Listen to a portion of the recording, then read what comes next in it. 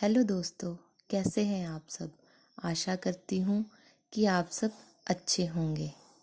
आज जो कहानी मैं आपको पढ़कर सुनाने वाली हूँ उस कहानी का शीर्षक है प्रेमचंद। प्रेमचंद जी के बारे में तो आप सबने सुना ही होगा। तो चलिए शुरू करते हैं। गोरा रंग, घनी काली भौहें, छोटी छोटी आंखें, नुकीली नाक, बड़ी बड़ी मूंछों वाला ये मुस्कुराता चेहरा किसका है? यह चेहरा है हिंदी के उपन्यास सम्राट प्रेमचंद जी का। प्रेमचंद का जन्म उत्तर प्रदेश के लम्ही गांव में 31 जुलाई सन 1880 को हुआ था। माता पिता ने नाम रखा धनपत। चाचा लाड में कहा करते थे नवाब। धनपत 7 वर्ष का ही था कि माँ चल बसी। पिता ने दूसरी शादी की। नई माँ बात बात पर डांटती थी। उसे धनपत में बुराइयां ही बुराइयां दिखाई देती। यही कारण था कि बालक धनपत घर से भागकर कभी बाहर खुले मैदान में, कभी बगीचों में और कभी खेतों की ओर निकल जाता था। वह साथियों के साथ गुल्ली डंडा खेलता था, पेड़ों पर चढ़ता था, आम के टिकोरे चुनता था, मटर की फलियां तोड़ता था, साथ ही साथ हवाई किले भी बनाता था। इस प्रकार बचपन से ही प्रेमचंद ने मुसीबतों में हंसना सीखा। धनपत के छात्र जीवन की घटनाएं प्रेमचंद की कहानियों में बिखरी पड़ी हैं। जैसा कि एक कहानी में उन्होंने लिखा है, मेरी उम्र 8 साल की थी। अपने चचेरे भाई हलदर के साथ गांव के पास के गांव में एक मौलवी साहब के यहाँ पढ़ने जाया करता था।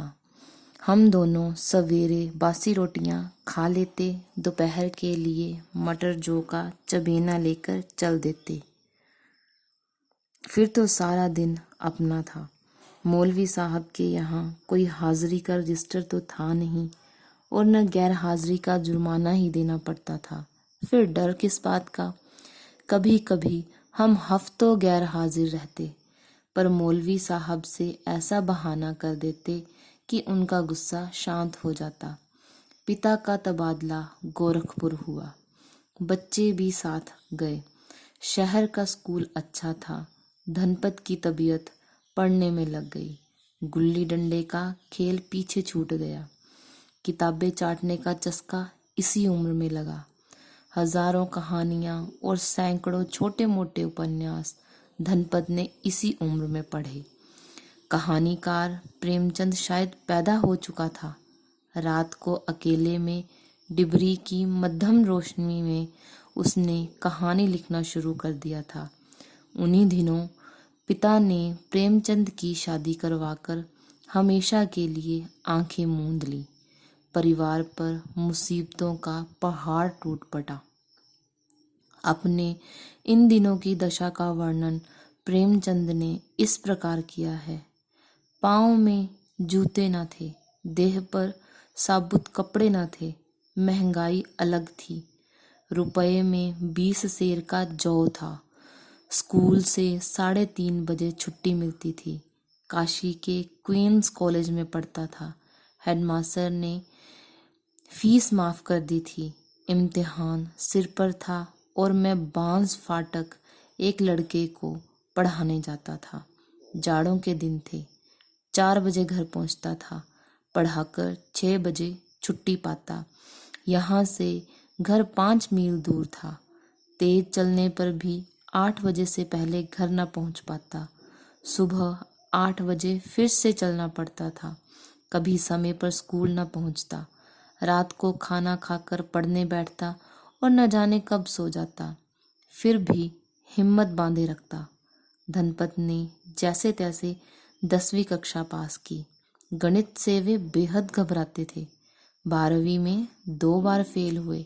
निराश होकर परीक्षा का विचार ही छोड़ दिया।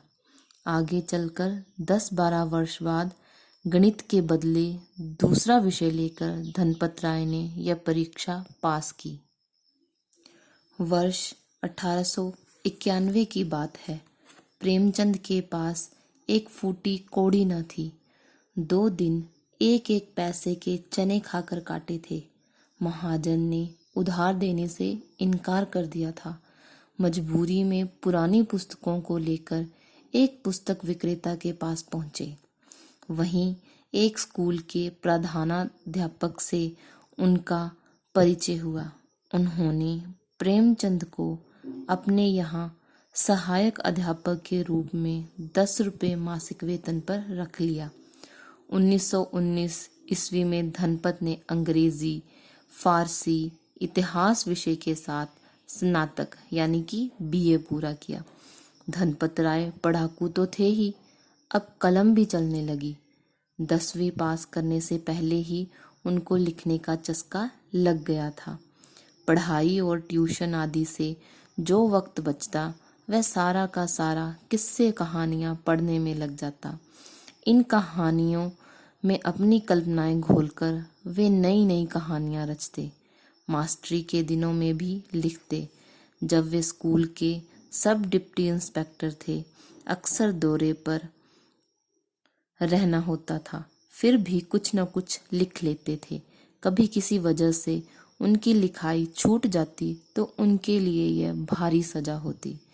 ईमानदारी, अपने काम को अच्छी तरह से करने की मुस्तैदी, खुद तकलीफ झेलकर दूसरों को सुख पहुंचाने की लगन, 100 बंधनों में जकड़ी हुई भारत माता की स्वाधीनता के लिए आतुरता, हर तरह के शोषण का विरोध। अपनी इन खूबियों से प्रेमचंद खूब लोकप्रिय हो उठे।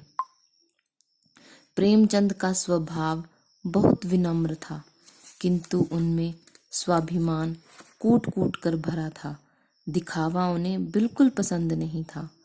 1920 ईस्वी में अंग्रेजों को दी गई सरकारी नौकरी से त्यागपत्र दिया और गांव आकर रहने लगे।